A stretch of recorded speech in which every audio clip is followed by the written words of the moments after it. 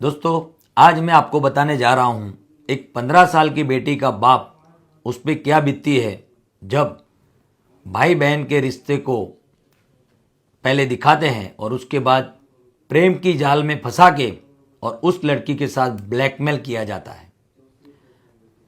आज मेरी बेटी की उम्र 18 साल हो गए हैं, लेकिन जब वो 15 साल की थी तब एक लड़के ने उसको सोशल मीडिया में मैसेज किया, बहन की तरह बात की 6-8 महीना। जब मुझे पता चला तो मैंने उस लड़के को और मेरी बेटी को दोनों को बोला कि बेटा अब आप ये कभी गलती करना मत। मेरी बेटी 15 साल की थी और लड़का 20 साल से ऊपर का, अप्रॉक्स 22 साल का था। इसके बाद जब मेरी बेटी 16 साल के ऊपर हुई तो उस लड़के ने बेटी को बोला कि तेरे स्क्रीनशॉट और तेरे मेरे साथ फोटोग्राफ्स है वो मैं डिलीट कर दूंगा, ऐसा बोल के मिलने बुलाया और गाड़ी के अंदर उसने छेड़छाड़ की। तो मेरी बेटी ने उसके सामने विरोध किया। उसके बाद उसने ज़बरदस्ती की। और ये सब अगर आपकी बेटी के साथ हो और एक बाप होने के नाते आप क्या करोगे ये बताओ।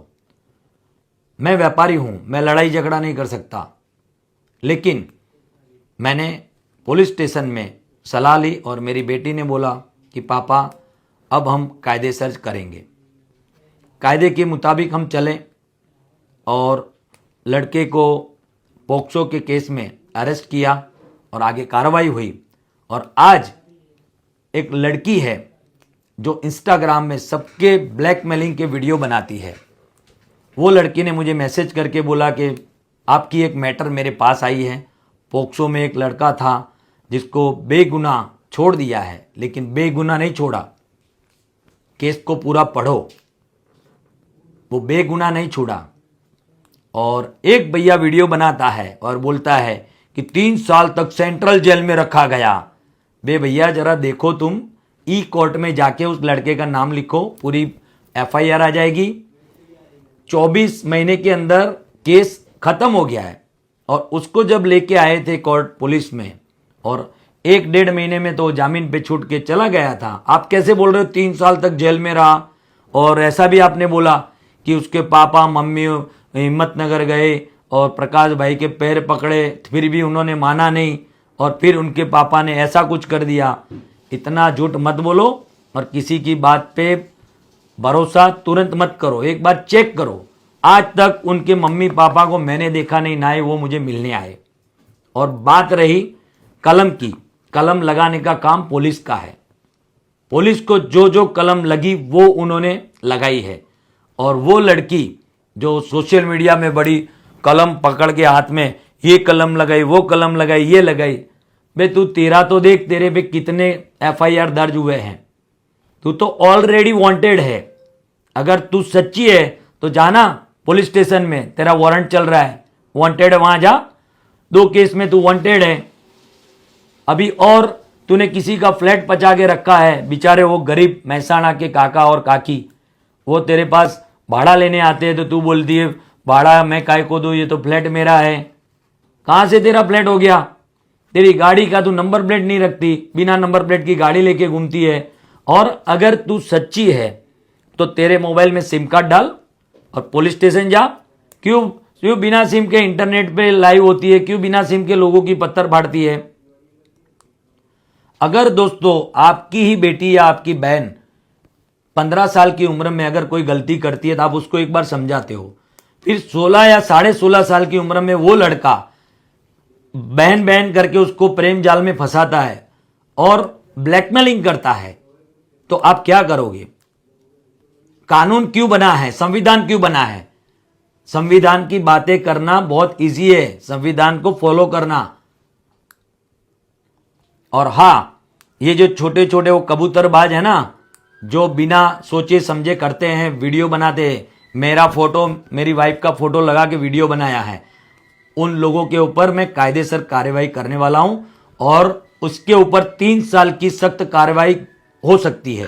ये किसी आप एडवोकेट श्री से भलामण कर देना, बिना सोचे समझे मैटर को पढ़े आप किसी का भी नाम या वीडियो उसका फोटो यूज नहीं कर सकते। और जितने कबूतरबाज इन्फ्लुएंसरों ने एक दूसरे के टॉर्चर इनमें दबाव में आके जो भी किया है या फिर जानबूझ के किया है, उसका जवाब तुमको देना पड़ेगा।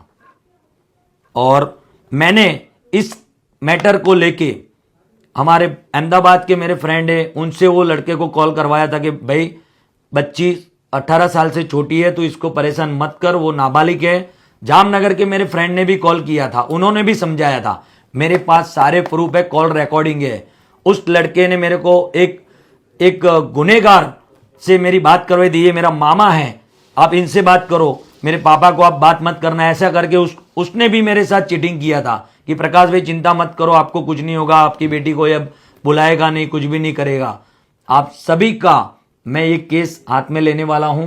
मेरे पास 2 करोड़ रुपया आपने मांगा है, इसका मेरे पास प्रूफ है, और वो प्रूफ मैं अभी नहीं, वो लास्ट में यूज करूंगा, क्योंकि वो प्रूफ इतना खतरनाक है कि अगर वो मैंने रख दिया तो पूरे इंडिया के अंदर इतना जोरदार हंगामा हो जाएगा, वो परमाणु बॉम्ब की तरह है, सबकी वाट लग जाएगी, सबकी। तो मेहरबानी करके मैं आगे नहीं जा रहा कोर्ट कार्रवाई में, या फिर मैं आगे कोई भी ऐसा स्टेप नहीं ले रहा ताकि वो लड़के की जिंदगी बिगड़े। अगर आपने मेरे और मेरे परिवार के लिए कोई भी ऐसा गलत वीडियो या बिना प्रूफ का आपने कुछ भी डाला, जब मेरी बेटी 18 साल से छोटी थी उस टाइम उसके पास आपने जानबूझ के भाई बहन का संबंध का चैटिंग करके उसको जाल में फंसा के जो भी फोटो वीडियो लिए हैं, आप उस फोटो वीडियो का दुरुपयोग करोगे तो मैं आपके सामने कायदेसर कार्रवाई करूंगा। आपने पोक्सो की एक्ट लगी थी, उस टाइम आपने आपका मोबाइल एफएसएल में जो भी करके भेजा, आज आपके पास सारे फोटोग्राफ्स है, वो भी प्रूफ मेरे पास है, आपके पास कौन से स्क्रीनशॉट है, क्या है। आपने मुझे ब्लैकमेलिंग करने के लिए 2 करोड़ मांगा, तुम्हारा धंधा ये है। तुमने गुजरात के ऐसे बड़े बड़े सिंगर, नामांकित इन्फ्लुएंसर को 50 लाख की खंडी मांगी है। सूरत में एक व्यापारी के पास 2 करोड़ मांगा है। एक बेचारा गरीब परिवार का बेटा है जो आराम से बिजनेस करता है, उसके पास 15 लाख मांगा है। एक सेवाभावी इंसान के पास आपने 10 लाख मांगा है। सारे प्रूफ है मेरे पास, और तुम्हारे ऊपर 1 नहीं 2 नहीं ज्यादा एफआईआर दर्ज है, उसकी तुम बात करो। आज एक बेटी का बाप होने के नाते मैं खुलेआम मार्केट में आने वाला हूं, क्योंकि मैं चाहता हूं कि मेरी तरह किसी और बेटी को तुम ब्लैकमेल ना करो। मैं भले मेरे पास भगवान ने दिए हुए पैसे है, तो क्या मैं तुम जैसे हरामियों को दे दूं 2 करोड़ रुपए, ताकि उस 2 करोड़ रुपयों के कारण तुम दूसरी और लड़कियों को, दूसरे और लड़कों को तुम ब्लैकमेलिंग करो। ये तुम्हारे धंधे हैं 2 नंबर के। और ये जो लड़की है जिसके ऊपर बहुत सारे कानूनी कार्रवाई चल रही है, इसका वध होने वाला है। भगवान श्री राम रावण का जैसे नाश किया था, ऐसे इसका भी अब नाश होने वाला है। और मैं शनिवार को आता हूं, 24/5/25 को मेरे पापा का ऑपरेशन हो जाए, गुरुवार को 22 तारीख को मेरे पापा का ऑपरेशन है, गुरुवार शनिवार को मैं आता हूं सारे प्रूफ लेके एक एक करके। और ध्यान रखना, ये तुम्हारी जो हरकत है अब ज्यादा चलने वाली नहीं है। कितने लोगों को ब्लैकमेल किया है, तुम्हारे पे कितने कायदेसर कार्रवाई चल रही है, सारे प्रूफ ऑनलाइन रखूंगा।